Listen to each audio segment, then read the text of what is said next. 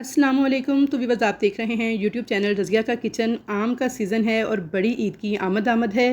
तो इस ईद पर अगर आप कुछ स्पेशल मीठा नहीं बना रहे तो बहुत ही टेस्टी और आसान मैंगो कस्टर्ड ट्राइफल जो कि आपकी ईद को चार चांद लगा देगा, ज़रूर ट्राई कीजिएगा। तो 1 लीटर दूध से 2 बोल भर के इस मीठे के तैयार हो जाते हैं। तो इस ईद पर ज़रूर से बनाकर ट्राई कीजिएगा इस मैंगो कस्टर्ड ट्राइफल रेसिपी को और मुझे फ़ीडबैक देना मत भूलिएगा।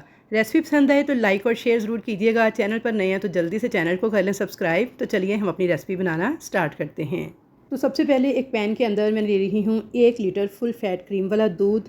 इसे हम बॉईल कर लेंगे। जैसे ही दूध में एक उबाल आ जाएगा तो इसके अंदर डाल देंगे 1 कप चीनी। तो 1 लीटर दूध के लिए 1 कप चीनी बिल्कुल परफेक्ट मीठा है। तो मिक्स कर लेंगे इसे अच्छी तरह से और मलाई को भी इसके अंदर शामिल कर देंगे। अब मीडियम लो फ्लेम पे इस दूध को पकने के लिए छोड़ देंगे 10 मिनट तक, ताकि दूध थोड़ा गाढ़ा हो जाए। तो जब तक दूध पक रहा है तब तक हम इसके लिए एक पेस्ट तैयार कर लेंगे। तो ये पेस्ट तैयार करने के लिए मैंने 1 कप लिया है नॉर्मल दूध, यानी कि ना ठंडा है ना गर्म, नॉर्मल टेम्परेचर वाला 1 कप दूध लिया है। और इसके अंदर 5 टेबल स्पून भर के मैंगो कस्टर्ड पाउडर के ऐड कर दिए हैं। यहाँ पे 5 टेबल स्पून कस्टर्ड पाउडर बिल्कुल परफेक्ट रहता है 1 लीटर दूध के लिए। तो यहाँ पे देखिए जी, ये वाला एक साशे था और इसमें से 5 टेबल स्पून ही निकले थे। अच्छी तरह से मिक्स कर लेंगे इस कस्टर्ड पाउडर को इस दूध के साथ कि इसके अंदर कोई भी गुठली या लम्प वगैरह बाकी नहीं रहना चाहिए। और इस घोल को हम रख लेंगे एक साइड पर। तो यहाँ पे दूध को चेक कर लेते हैं। तो दूध को देखें, मैंने तकरीबन 10 मिनट तक लो फ्लेम पे पका लिया था। अब हम एक हाथ से इस कस्टर्ड को शामिल करेंगे, लेकिन शामिल करने से पहले आपने इसे एक दफ़ा अच्छी तरह से मिक्स कर लेना है, क्योंकि अक्सर कस्टर्ड पाउडर जो है नीचे पैंदे में बैठ जाता है। तो आपने अच्छी तरह से मिक्स करके एक हाथ से डालते जाना है और एक हाथ से चम्मच चलाते जाना है। तो यहाँ पे 4 से 5 मिनट तक मीडियम फ्लेम पे मुसलसल चम्मच चलाते हुए मैंने इसे गाढ़ा होने तक पका लिया था। तो बस ये कंसिस्टेंसी आने तक इसे पका लेंगे। अब फ्लेम ऑफ कर देंगे, कवर कर देंगे और इसे ठंडा होने के लिए छोड़ देंगे। अब यहाँ पे मैंने ली है एक बाउल के अंदर 1 कप विपिंग क्रीम।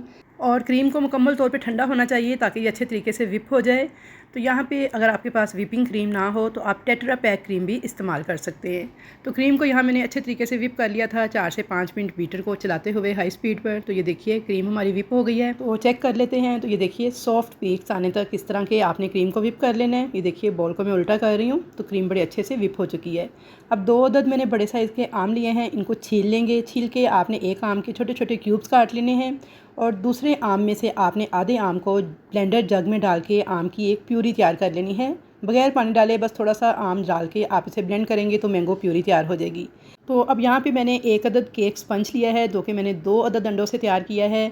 तो इसकी रेसिपी मेरे चैनल पे मौजूद है, लिंक मैं डिस्क्रिप्शन बॉक्स में डाल दूँगी। तो मैंने अपने बेकर होने का फ़ायदा उठाया है, तो मेरे पास ये केक स्पंज अब अक्सर मौजूद होते हैं।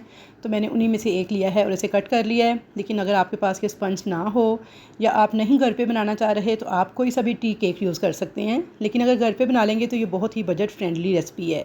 और इसके अलावा मैंने कुछ दिन पहले आपको एक टी केक बनाना सिखाया था ब्लेंडर जूसर जग के अंदर, बहुत आसान तरीके से, तो आप वो भी यूज़ कर सकते हैं। यहाँ पे कस्टर्ड को मैंने पहले रूम टेम्परेचर पर फिर 2 घंटे फ्रिज में रख के ठंडा कर लिया था। मिक्स कर लूँगी ताकि इसकी जो स्किन वगैरह थोड़ी बहुत आई है वो भी अच्छी तरह से स्मूथ हो जाए। तो यहाँ पे देखिए कस्टर्ड जो है हमारा बिल्कुल स्मूथ हो गया था। अब इसके अंदर जो क्रीम हमने विप की थी ना, ये सारी ऐड कर देंगे। बस थोड़ी सी क्रीम मैंने बचा ली थी पाइपिंग बैग में डालने के लिए, ऊपर से डिज़ाइनिंग के लिए। बाकी सारी क्रीम मैंने ऐड कर दी है। अच्छी तरह से अब इस क्रीम को भी इस कस्टर्ड के साथ मिक्स कर लेंगे। अच्छा, यहाँ पे आपने एक बात का ख्याल करना है कि कस्टर्ड को मैंने पहले रूम टेम्परेचर पे ठंडा किया था। जब अच्छी तरह से ये ठंडा हो गया फिर मैंने इसे फ्रिज में रख दिया था 1 से 2 घंटे के लिए। इस वक्त मेरा कस्टर्ड भी फुल ठंडा है और क्रीम भी फुल ठंडी है। आपने गर्म कस्टर्ड के अंदर कभी भी इस क्रीम को मिक्स नहीं करना, वरना क्रीम सारी मेल्ट हो जाएगी और इसका टेक्सचर बिल्कुल ख़राब हो जाएगा और कस्टर्ड आपका पानी छोड़ देगा। तो यहाँ पे जो मैंगो के क्यूब मैंने काट के रखे थे ये भी मैंने ऐड कर दिए हैं इसके अंदर थोड़े से, और मिक्स कर लेंगे इनको भी अच्छी तरह से। तो यहाँ पे हमारा फ्रूट कस्टर्ड ट्राइफल का जो मिक्सचर है ये बन के तैयार है।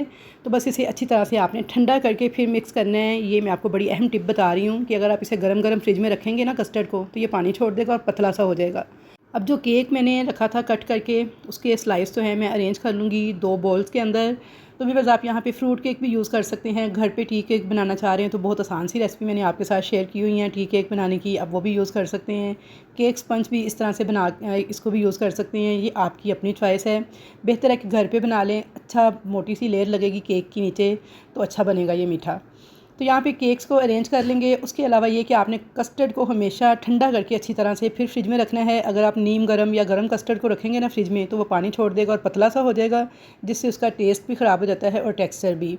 उसके अलावा कस्टर्ड और जेली को बनाने के लिए 1 से 2 टिप्स हैं, वो मैं आपको इंशाल्लाह नेक्स्ट किसी वीडियो में बताऊँगी। तो उससे फॉलो करने के बाद ना कभी भी आपका कस्टर्ड जो है पानी नहीं छोड़ेगा, पतला नहीं होगा और जेलियाँ आपकी बिल्कुल स्टेबल रहेंगी। तो यहाँ पे देखिए मैंने इसे अच्छी तरह से एक दफ़ा तोड़ लिया था हाथ के साथ केक को थोड़ा थोड़ा सा, और इसको मैंने उसके बाद लिया है मैंगो जूस ठंडे वाला और उसके साथ इसे अच्छी तरह से सोक कर लिया है।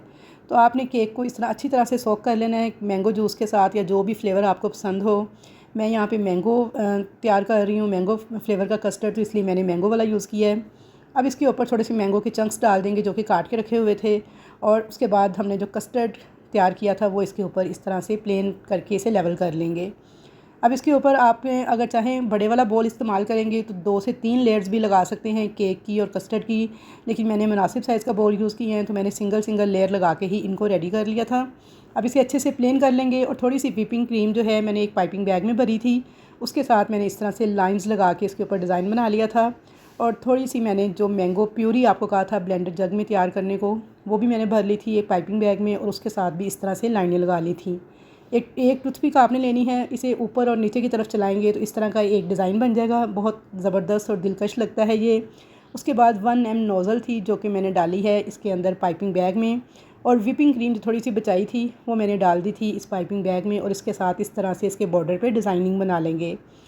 तो देखने में ये जितना दिलकश लग रहा है खाने में उससे कहीं बढ़ के मज़ेदार था। ठंडा ठार करके इसे फिर आपने सर्व करना है खाने के लिए, तो यकीन करें खाने वाले उंगलियां चाटते रह जाएंगे और आपसे रेसिपी पूछ कर जाएंगे।